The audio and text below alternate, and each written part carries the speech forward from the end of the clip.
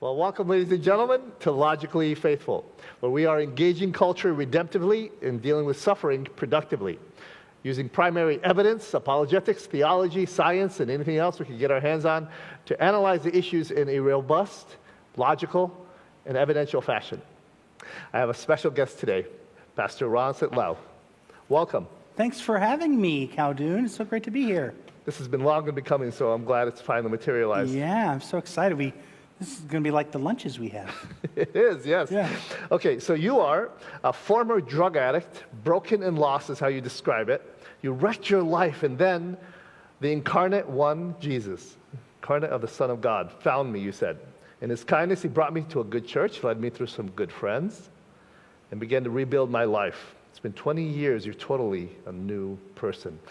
These days, you're senior pastor here at Calvary Church, ordained Reformed Church America, Master of Divinity from Western Seminary, and you're the author of 2 major books, Compassion Without Compromise, How to Love Your Gay Friends Without Losing the Truth. Whoa, that's a tough one. You have to deal with those, don't you?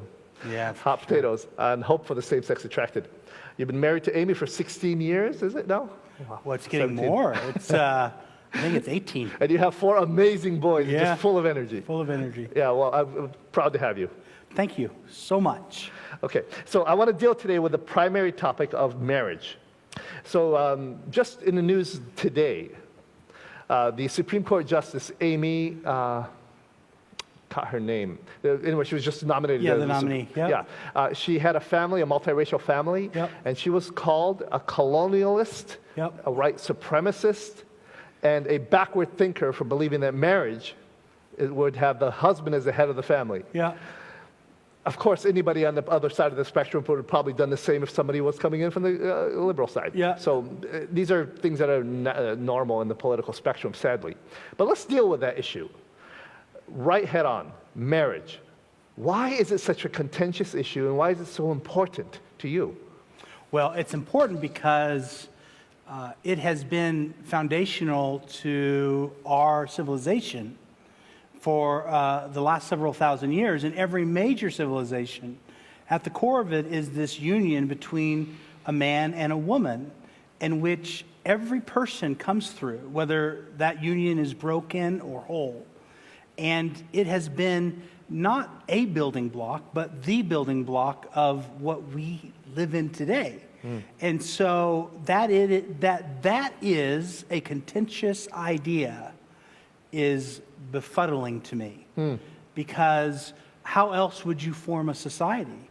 What pairing or unit would you bring together that will bring life into it and raise that life in a way that is secure and productive and good?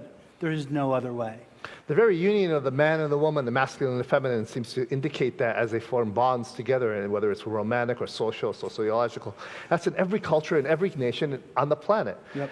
But didn't the institution of marriage start in a Judeo-Christian context? Right. The covenantal idea that we have is built upon, it's built upon the idea of who God is and the Judeo-Christian God. And that God himself is a community of Father, Son, and Spirit. And there's a Herman Bavinck, who's a Reformed theologian. He pulls from that a theological anthropology. And so that what you see is the love between the Father and the Son is a third, who is the Spirit. And in that you see the reality of family. That's a family. And when a man and a woman, when they join together and they produce a third, that unit, that is the primary unit of our universe. And it's foundational to life together. And so in Judeo-Christianity, what we are doing is how do we live a competent life, a good life? Well, we have to have a good enough family, and we have to make union with partners in whom we can produce life. And that has always been agreed upon by everybody. No one has ever disagreed with that idea, even if they didn't do it, or they lived as gay people, or no one ever thought, boy, the best way to organize society is to have everybody to be gay.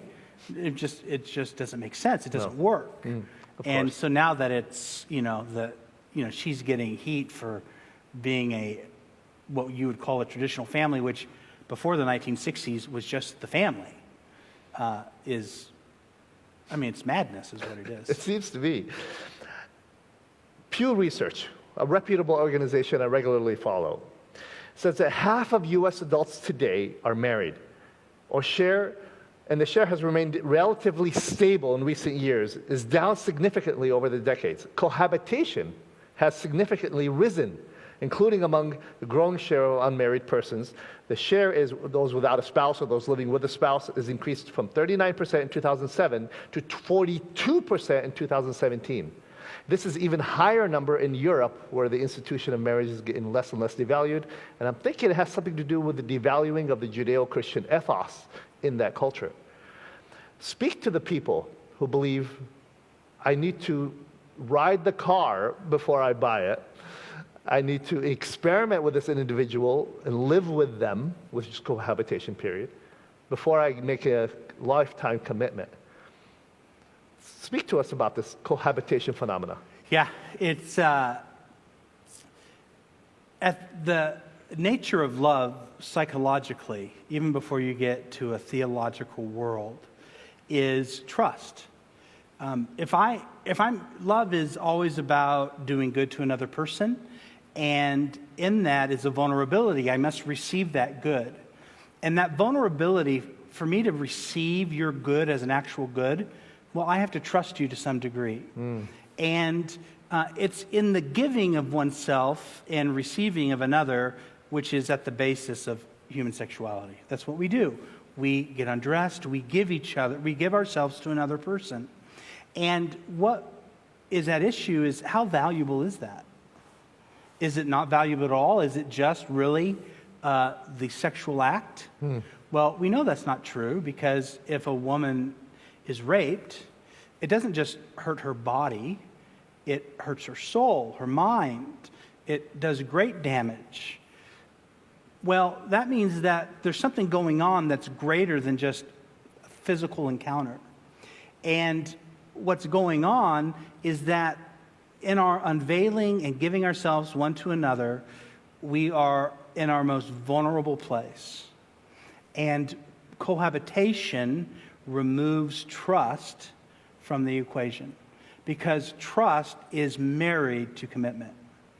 And you cannot have, if whatever degree the relationship is, whether it's a friendship or a family or a married relationship, I won't truly trust you unless you've said I'm in it with you. And there's varying degrees of that. But in marriage, what you're saying is, I am in it with you for life. And no matter how you unveil yourself, I'm in. That's the high mark, the high right? mark of it. We don't always live up to it. Let's take that then and bring it down to practical levels. I always use analogies as a form of communication because they stick to the mind like a tattoo. That's an analogy. Is there an analogy that can help us with the power of this interconnection between the soul and the body? The one I've heard of, and let's see, take your thought on it, is duct tape. It sticks once it sticks to something. But when it rips off and it sticks to another, and then another, and another, which is common promiscuity I'm connecting you to, it becomes less sticky. So next time the union connects with somebody, there's no longer that sticking point. That intimacy is no longer there, the power of it, the connection aspect. So that was one that helped me. There's a few others, but can you help? How would you relate that as a It's pastor? interesting. I think that works. It definitely gives you the idea that you can lose something, and that's valuable. My mother has mesothelioma, which is very sad. How is she? She's doing well. She's recovering well. But what I learned in this whole process is that around many of our organs, especially the lung, the diaphragm, there's something called pleura. And it's a very thin membrane that covers the whole, the lung or the diaphragm, and it's a protection. It provides a cover. It's tied to it, but it's separate. And when I think about trust and commitment, it's kind of that cover that protects this very precious thing. And it can be removed, but it is, in the case of my mother, that surgery is a violent act, meaning that it has it has great consequences on her life. And I think the same is true, is that we're removing something without much thought, actually. We've decided that in the last 40, 50 years that, hey, it's great to just put our body parts together, whoever we want. Mm-hmm. And no one is thoughtfully, culturally speaking, except for Christians, Muslims, perhaps Jews, and some thoughtful philosophers, that maybe this is not a good idea. And tearing down that ancient wall. Yeah. There's a reason why. Beware when you take down a fence, ask why it was there in the first place, right? Absolutely. Right. This was one of the things Plato was criticized on. There are a lot of brilliant things in the Republic. One of the things is the disillusionment of marriage, to make it a more communal thing. And he was attacked by it by many different fronts, because you cannot dissolve the nuclear family and expect a society to grow from it. Yeah. All right. So define for us marriage. And from that definition, what is the importance of the masculine and the feminine that unifies it? Yep. And so I'm going to answer both of those. I'll do it the opposite way. Okay. So in the biblical definition of sexuality... You going to go biblical on me? Yeah. It's my world. There is no such thing as sexual orientation. Okay. And the way that the Bible understands relationships is sexual relationships is according to our gendered nature. Mm. And so there's men and there's women. And you look at any relationship that is ordained by God, it is about a man giving himself to a woman, or a woman giving herself to a man. And so what it means to be a man is embodied, meaning he is the initiator. He's the spark. I mean, that's literally what the sperm is. It's the spark of life. Mm. He is the one, he is the starter. And you will see that idea at the core of the masculine narrative in the Bible, all the way to the person of Jesus. And in the feminine, she is embodied. She's an embodied womb, a place that is safe and nurturing, and that protects and grows life, and is deeply connected and relational. And those things by themselves are lifeless. Mm. They're all potential. A womb by itself is just potential, and sperm by itself is just potential. It's when the two come together that a third thing can happen, something that the two by themselves can never do, which is a child. And in that masculine and feminine are those complementary pieces come together, and that is one of the foundational realities of marriage in the biblical tradition: be fruitful and multiply. Now the question becomes, well, what's the nature of this being fruitful and multiplying? Well, it's love. And not just the love between a man and a woman, but now this child. And Herman Bavinck, the language he uses is the language of the womb. And it's this idea that the womb isn't just a physical thing. It goes far beyond. It's a family. And so you're bringing this child, hopefully, into a womb of love. And that requires commitment and trust and, perseverance, and it has to be even keel. It can't just be up and down. He leaves, she leaves, new people come in. You can't form people like that. Or if you do, it can be hard. And so that is biblical marriage. Wow. And, the question that comes out of it is, well, not every couple has kids. Well, and that's true. But the potential is there. Yeah. And the truth is that for those who can't have kids, they're called to have spiritual children. And that every marriage is to have children, whether biological or not. Wow. I always saw the masculine, even in mythology, which is some of my favorite readings in Norse and the Greeks and the Aztecs, as you have Father Sky, the masculine, and Gaia, the earth, receives the seed of the Father, yep, and grows from there. Of course, the vegetation and everything just to receive. It's in every major mythos, mm-hmm, this masculine and feminine, and it comes from the male and the female that Yeah. God created. But then that leads us to God himself, doesn't it? And that's the question I didn't prepare you for, but I want to ask you. God is not a sexual being. He's not male, but he's not female. We don't want to feminize God as a cosmic feminine deity, a matriarch, yeah. right? And some have tried. Yeah. So let's talk to us about the nature of God sexually. Well, male and female are divine realities in which our engendered bodies are shadows. What it means to be male and female has nothing to do with penises and vaginas. Those are secondary things.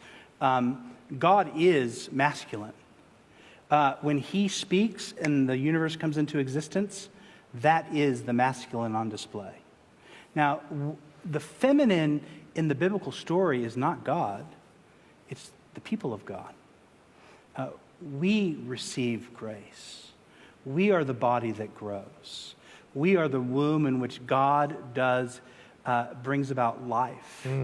And what you see in the divine dance between the eternal God and his people is what every gendered body and every sexual relationship points to. And so it's the other way around. We are wardrobes, access to Narnia. Our bodies give us access to a deeper and better story. This leads me then to one of the questions I want to pinpoint. What biblical passage, I know there are many, that would pinpoint to us the importance of marriage and to do a little exegy on it as we learn from the ancient scripture? Were you going to Genesis? Are you going to go to Ephesians? Or Well, there's really three, right? You can choose the one: Genesis, Ephesians, or Matthew. Okay. Wow. Let's go Genesis. Okay. So I have to find it. It's kind of This the is hardest book to the find. creation mandate. Okay. And starting at verse 26, 126, God said, "Let us make man." And the first thing that God says is, "in our image." And whatever else that means, you talk to some scholars, and they'll say that's not Trinitarian, while people like Augustine and others said it was. I think Augustine, what it does mean is that it's communal. Let's read the passage a little before I read this. Then God said, "Let us make man in our image, after our likeness, and let them have dominion over the fish of the sea, and over the birds of the heavens, and over the livestock, and over all the earth." So God created man in his own image. In the image of God he created him. Male and female he created them. God blessed them, and he said to them, "Be fruitful and multiply." Okay. So the institution of marriage was not man-made. It wasn't an artificial device. It was instituted by the divine, by God. Be fruitful and multiply.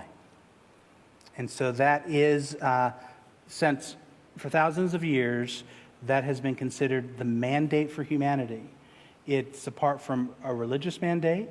It is for all of creation, and it is the mandate that a man and a woman should come together and bring about life. So this is one of the reasons Catholic theology stands so strongly against birth control, because you're violating this mandate that you just read to us. Yeah, and one thing about the Catholics is that, unlike us, the Protestants, is that when they talk about something, they've been talking about it for a long, long time, and they, all of a sudden they bring about out 15 books that have been thought out. There's something to that. One of the most perilous moments for the family, for all the good that it brought about, and my wife and many people tell you the good of birth control. It did do much good for women equality, right? It moved them from being, out of one space into multiple spaces. Mm-hmm. But one of the effects of that is that now family is optional. Mm. Where before, if you had sex, you're going to have a kid. Mm-hmm. And that changed everything. Now we live in a world in which you can have sex without its purpose. And you can destroy that purpose if you like. And you can then make decisions based upon your desires and not the reality of your relationships. The Playboy bunny Yeah. is a symbol, the ultimate symbol of reproduction, the bunny. Yeah. But it's a symbol of reproduction without responsibility. Yeah. And that is the lack of responsibility and the purpose of family that has been divided and taken away from one another is a great challenge for our culture today. That's powerful. From that Genesis mandate that you just read to us, why specifically does it have to be male and female? Now, we're getting into some very hot issues here. The Supreme Court recently ruled just a couple of years ago that male and female traditional marriage is not the law of the land anymore. Yep, and because marriage points beyond itself to the nature of God and what He's doing upon the earth. And so in Ephesians, the text you spoke of before, Paul says there's this great mystery about marriage. It points to Christ and the church. And so in Christ you have the great masculine, the rescuer, the hero. And in the church you have the one who has been saved and made beautiful by the masculine. That is the vision of marriage. And in that you produce new life. That is the Christian view. That has been the historic view. But why is it the right view? When you replace those persons, those bodies with different bodies, so a man with a man, right. What story is that? Well, the only story that you can tell from that is the story of self-desire. And that's the farthest as you can go. There's no cosmic story there. It is my desire for you and your desire for me. We come together and it is enclosed. It does not have the ability to produce life. It does not have the ability to point to something greater. Our institutions are always built upon telling a greater story, even if not everyone lived to it. Democracy is built upon this idea that we are made in the image of God with these inalienable rights. That's a big story. Now, we haven't lived up to it, but we're yearning to go towards it. But if you change the pieces, well, you're no longer yearning towards that great story. Marriage is meant to tell a great story. And so why it is right or wrong has to do with utility. There is utility in the heterosexual marriage, meaning it provides for society. It's the best way to raise children. Unless you are deeply politicized, everyone agrees that children do best when they have a mother and a father, and that it means something to be engendered beings, that it means something, and you have to learn and grow, and children need that. And when that is now not the high value of our society, we don't know the consequences of that. No, I just want to say this categorically. All the peer-reviewed research for the last 6,000 years of human history, the ones specifically we've done in the last 6 decades, was what I'm referring to, have indicated the problems of families that are broken down create a society of children who don't have a structure, and those children become getting on drugs, have higher dropout rates, crime, girls getting caught up in prostitution and other areas of their life. All those stem from a brokenness of that family unit of the male and female. So the gay experiment or the marriage experiment of homosexuality is a brand new one in our culture. Yeah, and I would like to say too that if you speak to kind of philosophical queer theorists, their goal isn't to embrace traditional marriage, meaning one man for life. They're looking to radically remake marriage that is much more open, that's much more fluid, and looks nothing like what we understand to be this kind of stable bedrock of society. Wow. And the question becomes, in what way does that produce good? You tell me in what way you are now institutionalizing this radical remake that we're not thinking it through. We're moving with our body, whatever it tells us to do. You tell me how that's a good idea for society. That makes us define then what you mean by good. And marriage now has shifted to more a romantic ideal It's about love. It's about how I feel, how I felt connected to the other. And the other could be anyone else, anyone, right? Or any multiple polygamy, right? So you're challenging us to go back to the original portion of good being more than just feelings and love being more than just romance. Then Yeah, it's so expand on it interesting. for us. You know, as a philosopher, you'll love this. I'm reading some of the Stoics and Epicureans, and this idea that there is this eternal good, and we have to find it and know it and then partner with it. You don't need to be a Christian to believe that.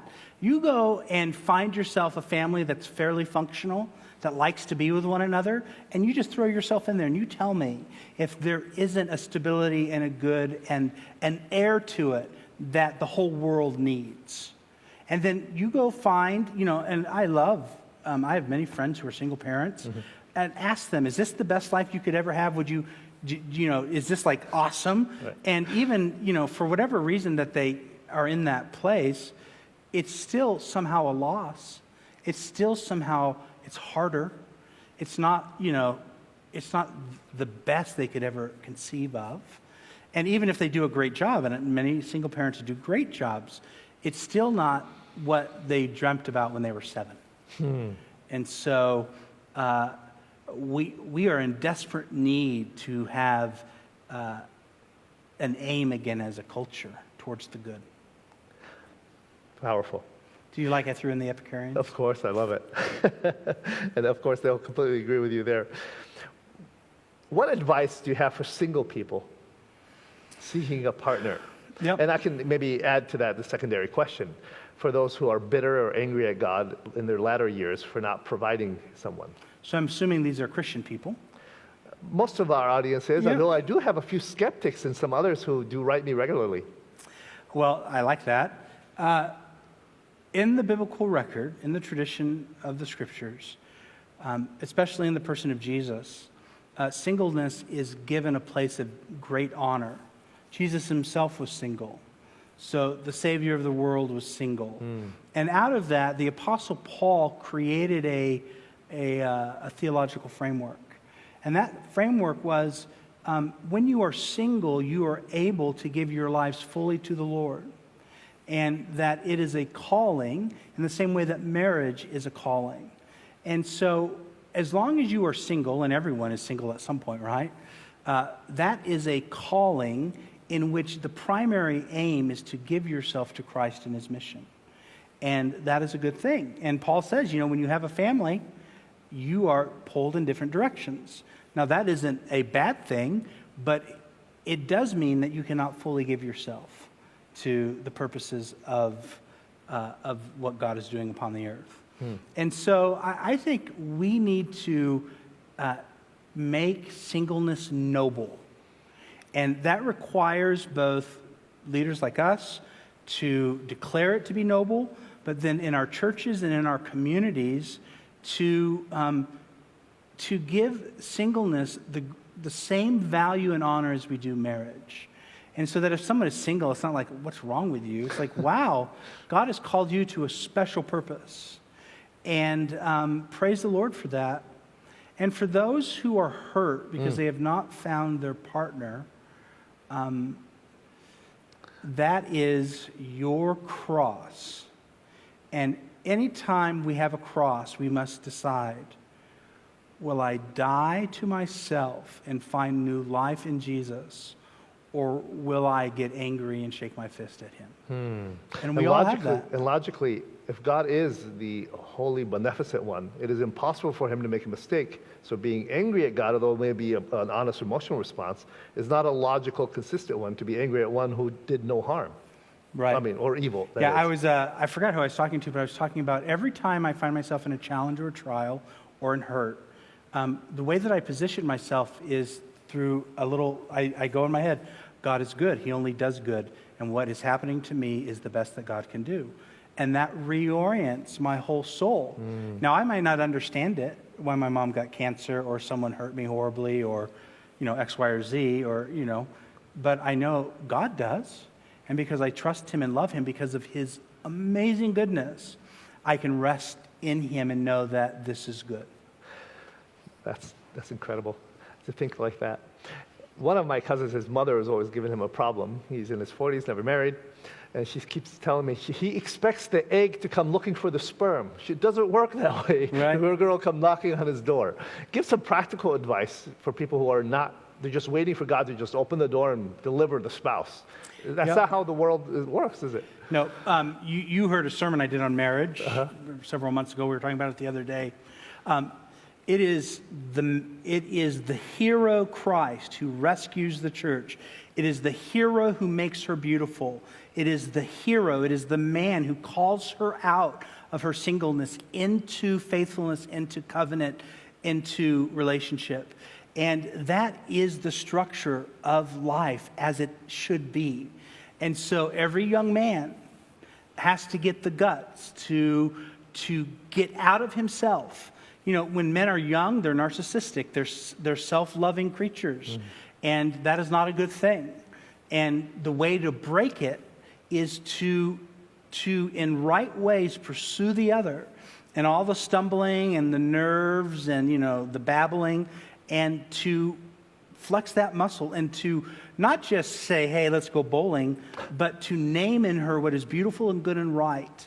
And to say, you know, I love hanging out with you. Let's go on a date. And I think initiative, which is masculine in my mind, I see so many young men who I walk with or who I'm friends with who have not learned that initiative is an important thing. And speak to them then about getting the cojones, if I might say, to be able to deal with the failure if she says no. Because it is debilitating when a woman tells you, no, I just want to be your friend. Basically, your genes are not good enough to propagate the next generation for me. Well, they have to learn to deal with that rejection, right? Yeah, and there's a couple things going on, I think, is that the Lord is, you have to hear that no. Like, are you overweight? Are you smelly? Are you working at, do you have a minimum wage job? Right.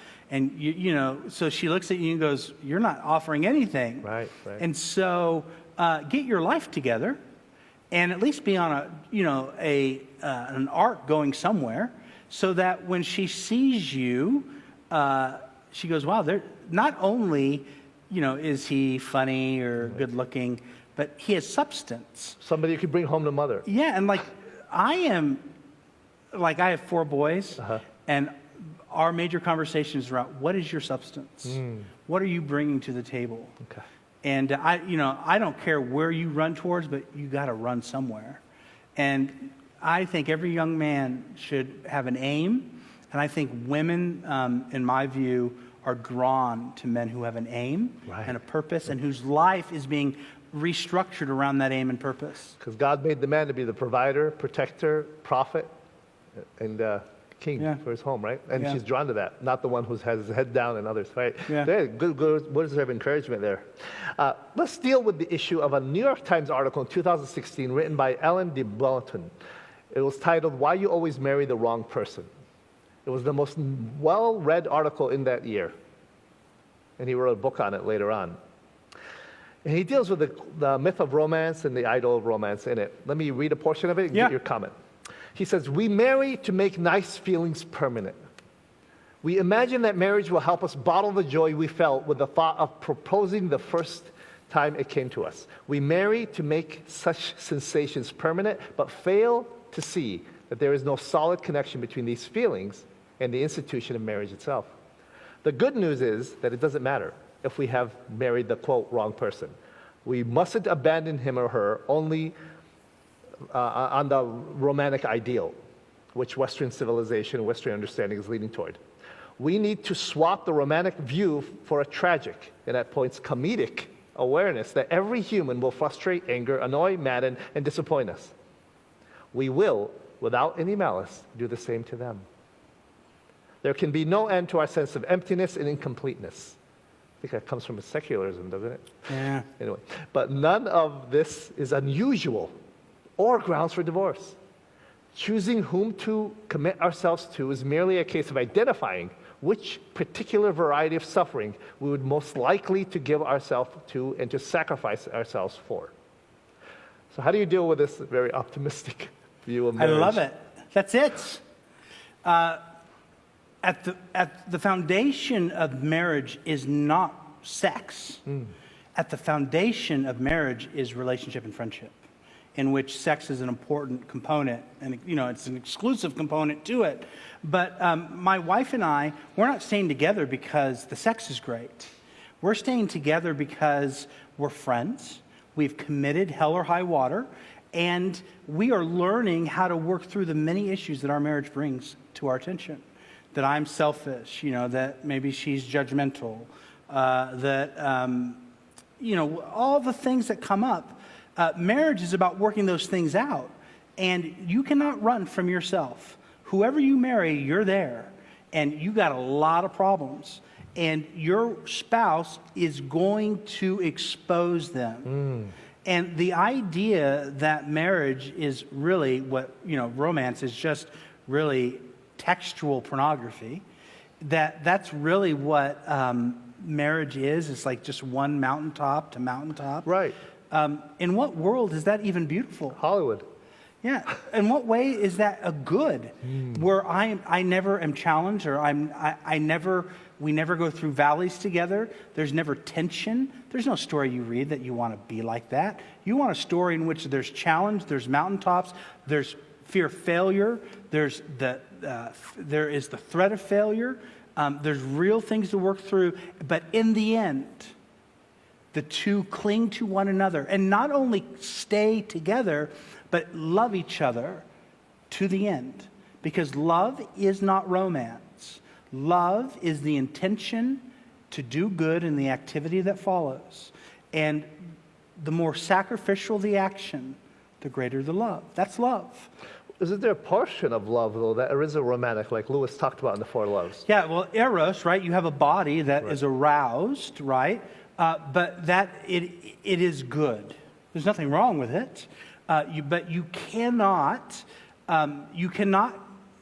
expect that to be the fuel or the flame for a life. The eternal flame. It shouldn't be this romantic It feel. won't. It doesn't. I mean, let's go back to your that. wife has kids. Right. You get fat, or I get fat.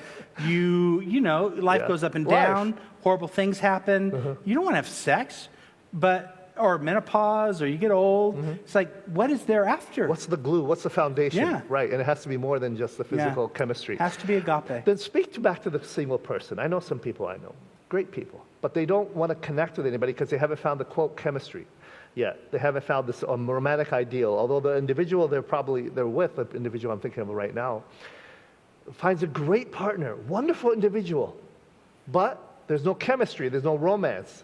Should that person pursue that relationship?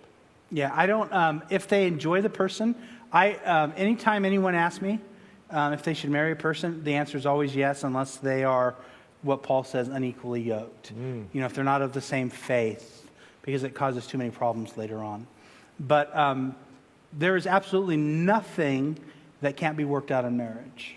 And you cannot conceive of the challenges you're going to have in marriage. Yeah, that's powerful. And the good.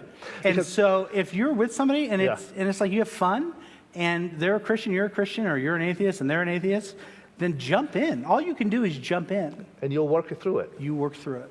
I found a recent research, I think it was a Barna research, that analyzed marriages that have been together for over 50 years.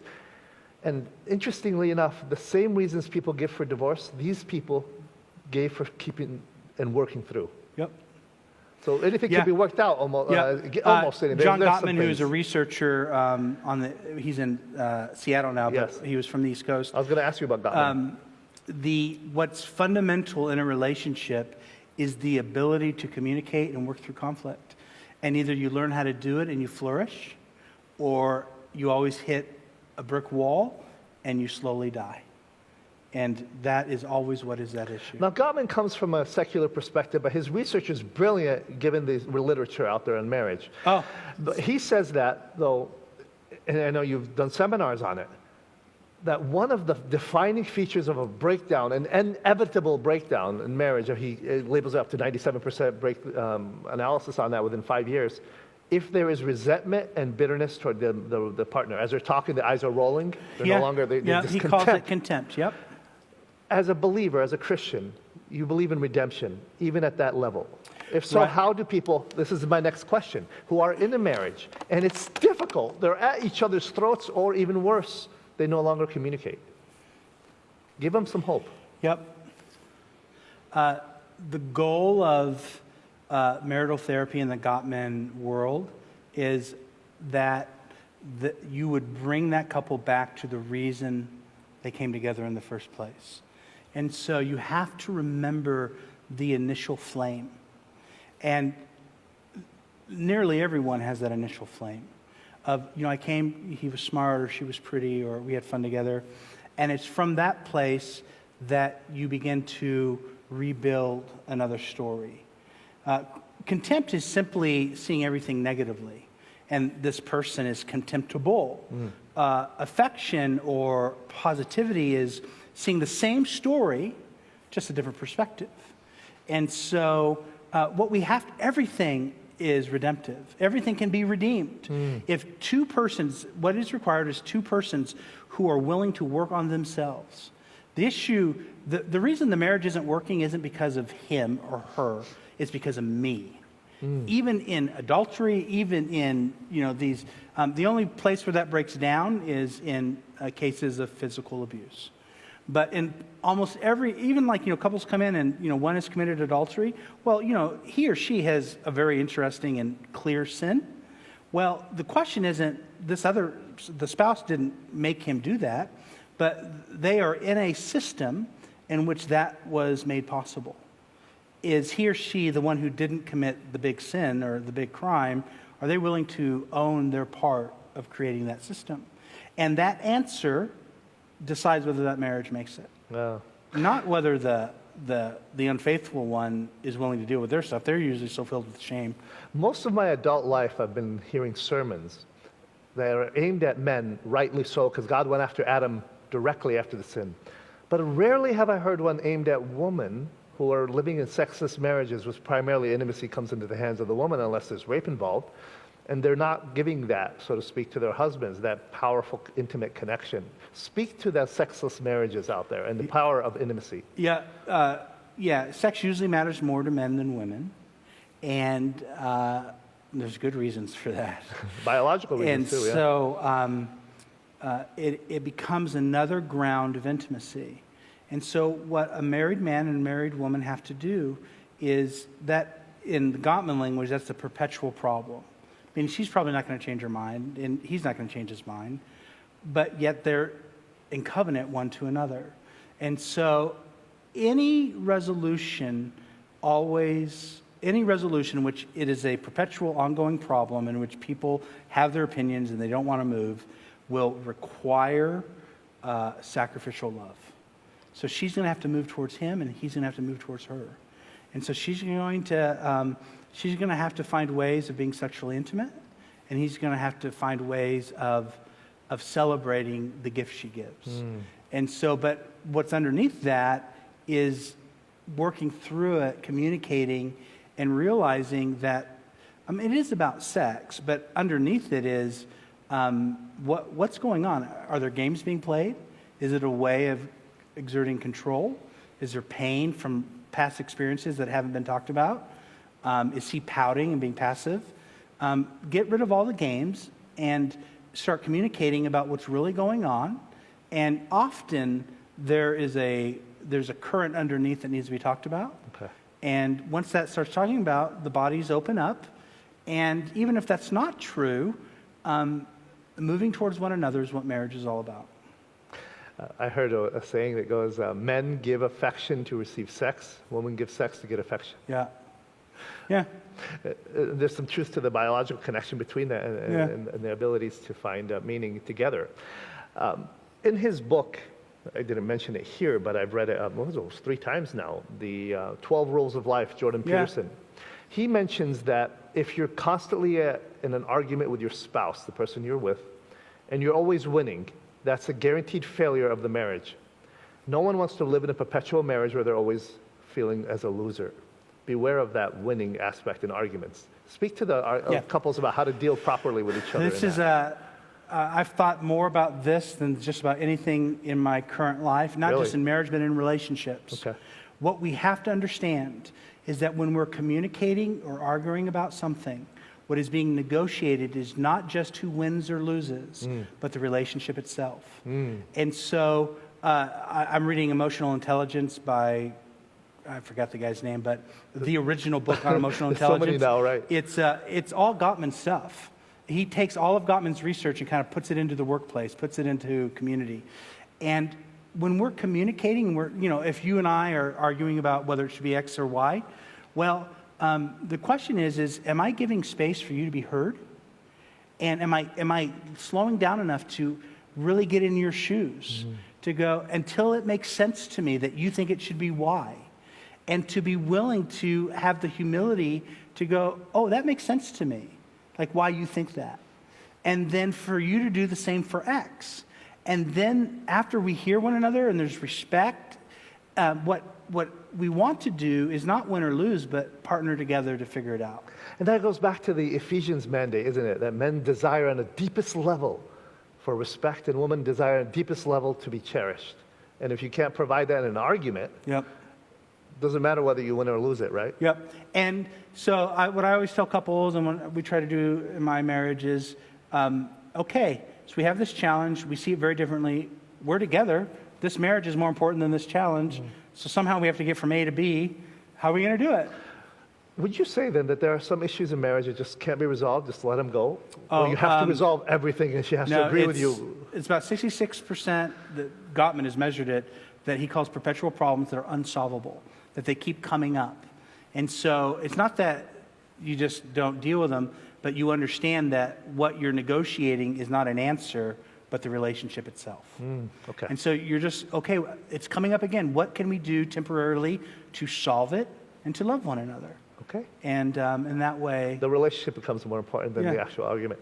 The question I asked earlier, and I want to get close to the finishing line here, on the question of headship, which I started off with the Supreme Court nominee in marriage, culture tells us it's complete egalitarianism. Christian culture tells us it's a form of egalitarianism, but also complementarianism. There's some disagreement there among Christians, legitimate disagreements. Where do you stand, and how do you deal with it? I was just talking about this morning. I think in the family, it is clear that it means something to be male. It just means something. My body is the initiator. I'm stronger than my wife, so that probably means I need to protect her. My voice means something to my boys that my wife's voice does not. Yeah, my father used to scare us just with his voice. My mother needed the belt. And that means something. And then there's things that my wife does in which my boys, when they are sad, they go to her. When, even if I'm home, if they're hungry, they text her at work. And so that means something. And so I think people can work it out in a variety of ways. Like, I think women can work, obviously, and men can stay home if they want to. But it means something to be a man, means something to be a woman. And I think that mostly what's happening is that men are abdicating their position of not authority per se, but of spiritual leadership. Like, where is it at where, men are laying down their lives for their wives and their kids and really doing all they can to make sure that they're flourishing? And then in response, women responding to that in what the Bible calls submission, but really you could just think of it as agreement. Like, I love it. That's what it's like. I love it. Amen. It's beautiful. What wife doesn't want a man who serves her and lays his life for her, lays his life down for her? Every woman wants that. And so no one disagrees about that.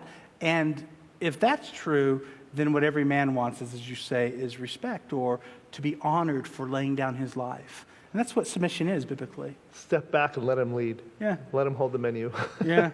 For a bit. Let him drive. Yeah. It makes him feel like a leader. Right. I will say one more thing about that, though. The reason that it's so sticky is because misogyny or hatred of women has been such an issue in our culture. Okay. And so it's being mixed up. And it's being mixed up in where some men think, I want it to be 1942. And it's like, bro, that was wrong then. It's wrong now. And that Bible says nothing about that, so stop it. But there needs to be a reclaiming of the true story of the hero, the man who wins over his bride. Not tyrannical Yeah, rule. for right? sure. Yeah. Any word of hope for people who have gone through the married path and unfortunately have the D on their life, the divorce? Yeah, I saw that question and I thought, hope. Well, I was listening to Dallas Willard talk about divorce, and he said, when I was very young, I was against it every time. And he said, what I realized as I got older is that, of course, divorce is an awful thing, but there are worse things. And he said, what I realized is that some relationships need to end. And I have an expansive view of Paul's reasons for ending a marriage. I think, the things he gives of abandonment and adultery are both physical and spiritual realities. And I think some people have been abandoned spiritually and emotionally and sexually for decades while their spouse sleeps right next to them. And they live in the hell of aloneness and, whatever else is going on. And so I think there's reason for divorce. I think there should be less divorce than there is. But divorce is no different to me than any other kind of very sad result of the fall. And it makes no one different. Like, I'm a result of the fall. I do many things as a result of the fall. So welcome to the club, right? And I disagree with people like Piper who say that divorce is it's like you're done in many ways around leadership with divorce. I don't see that. It's not biblical. It's not in the scriptures. And so what I would say is mourn and grieve, because it is sad and it will be a wound that you carry the rest of your life. But get up and live, because God desires that you would know the goodness of the Lord in the land of the living. And there's nothing that has happened that can stop God doing all that he plans to do through you and in you, because that's the nature of the gospel. Those words are very poignant. Pastor Ron, thank you for your time. I love you, Caldoun. Thanks for having me. Thanks for watching. It is a pleasure. Bless you, brother.